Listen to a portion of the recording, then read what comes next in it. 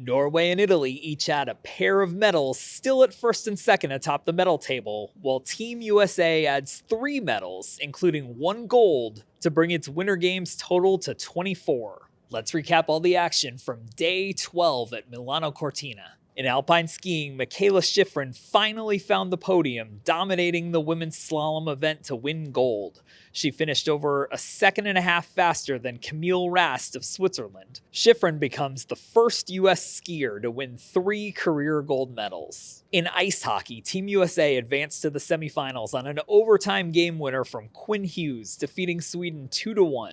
The Swedes tied the game with less than 2 minutes left to force the overtime period, but the USA was able to survive. They will face Slovakia in the semifinals on Friday. Similarly, Team Canada narrowly escaped their matchup with Czechia, tying the game on a Nick Suzuki score late in the third period to force overtime. Mitch Marner netted the game winner in the extra frame to send the Canadians to the semifinals with a 4-3 win. In snowboarding, the US's Jake Cantor won bronze in men's slopestyle. The 22-year-old landed an unpracticed 1980 on his final run to catapult him to the podium, earning his bronze in his Olympic debut. It's the first U.S. medal in the event in 8 years. Team USA also found the podium in cross-country skiing as Ben Ogden and Gus Schumacher claimed silver in the men's team sprint. This is only the 3rd men's cross-country skiing medal in U.S. history. Keep up with all the latest Olympics news at Yahoo Sports.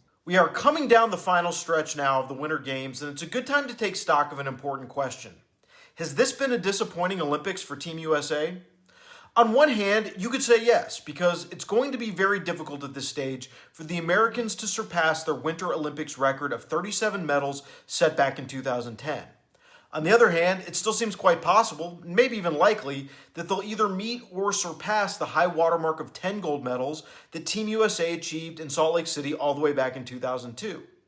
This question came to my mind Wednesday as I was standing in the mix zone, which is where reporters interview athletes following the women's aerials event in Livigno, where Team USA had 2 very good chances at a medal, but came up empty in an event where there's literally 0 margin for error. It's 1 jump for all the marbles. And at that very same moment, Mikaela Shiffrin was rewriting the narrative of her Olympics by winning gold in the slalom after facing all kinds of questions over the last 8 years about a string of uncharacteristically poor Olympic performances. These are the small margins that define every Olympics. You win or lose by a split second in a ski race, a fraction of a point in a snowboard competition, or by 1 goal in a hockey game. There are always what ifs. But this may end up being the Olympics of what ifs for Team USA. Injuries to stars like Lindsey Vonn, Chloe Kim, and Jessie Diggins probably cost Team USA some medals, while favorites like figure skater Ilya Malinin or snowboarder Red Gerard just didn't perform up to their potential or what they expected it to be. But that's how it goes in these Olympics.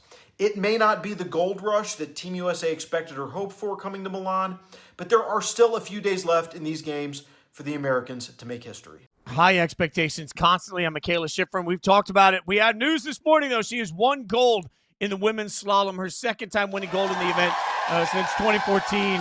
A 2nd skier ever to win gold twice in the event. This is that collective cheer you hear is also a sigh of relief because certainly the legend you are, Mikaela. I said yesterday she has literally nothing left to prove to absolutely anybody. I stand by that. But sitting here now with the gold around her neck yet again only reminds us absolutely how incredible she is. Oh, as if we needed a reminder. But Yeah. I mean, it was kind of a collective sigh of relief from, Americans everywhere, not just to finally see, a U.S. athlete with gold medal expectations break through and win the gold medal, but also for Mikaela Shiffrin herself. She's had an Olympic drought. She's had a history of falling short on the Olympic stage, even at Worlds or, at any other big time international competition. Mikaela Shiffrin is going to find the podium, if not win the whole thing. But the Olympics haven't come to fruition in that way for her. So for Mikaela Shiffrin to finally break through, get that proverbial monkey off her back, not just get on the podium, but win gold and do it in such a flawless performance. Even the Italian commentators were giving her a round of applause because of how pristine and surgical her run was. So congratulations to Mikaela Shiffrin. What a wonderful moment. And I think a moment that all of us Americans can kind of get behind. The U.S. men's hockey team has Quinn Hughes to thank for keeping its gold medal hopes alive. Hughes scored 3+ minutes into overtime, giving the Americans a 2-1 victory over Sweden in a game that could have easily come a round or two later in knockout play. For 58 minutes, the Americans didn't think they would need overtime heroics. American goaltender Connor Hellebuyck was holding strong, turning away all 28 shots that the Swedes sent in his direction. Then, with the Americans 91 seconds away from the semifinals, Hellebuyck made his first mistake. Sweden's Mika Zibanejad fired a shot from the faceoff circle that snuck through Hellebuyck to tie the game and force overtime. Credit the US for regrouping rather than panicking. That gave Hughes the opportunity to be a hero. Asked how he felt about it after the game, Hughes said, "Just relief." For him, it's not even about the gold medal, it's about having another 2 days to play with his teammates. Up next for the US, surprising Slovakia. The Americans will have to get through that game in the semifinals to earn a crack at Canada or Finland in a gold medal match. It's day 13 of the 2026 Winter Olympics, and here is what you should watch in Milano Cortina.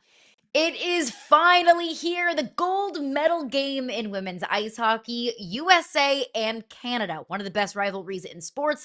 The two teams have played for gold 6 of the 7 Olympic tournaments, and Team USA looks to be in the driver's seat.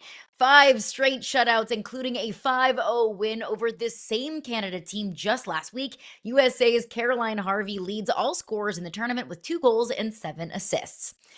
Also on tap, the culmination of the figure skating competition with the women's free skate. Alyssa Liu sits at 3rd after the short program and is well within striking distance, but will have to compete with favorite Kaori Sakamoto and Amy Nakai of Japan, who are also in medal position.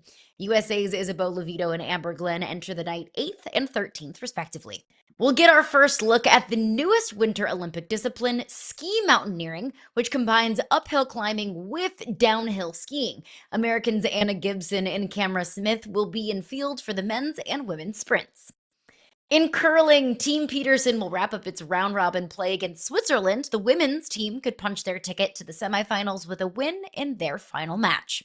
Finally, in speed skating, USA star Jordan Stoltz will go for his 3rd gold of these games in the men's 1500 meters. Stoltz already set Olympic records in the 1000 meter and 500 meter in Milan. Join us every single morning on Yahoo Sports Daily as we break down the biggest stories and latest news from the 2026 Winter Games.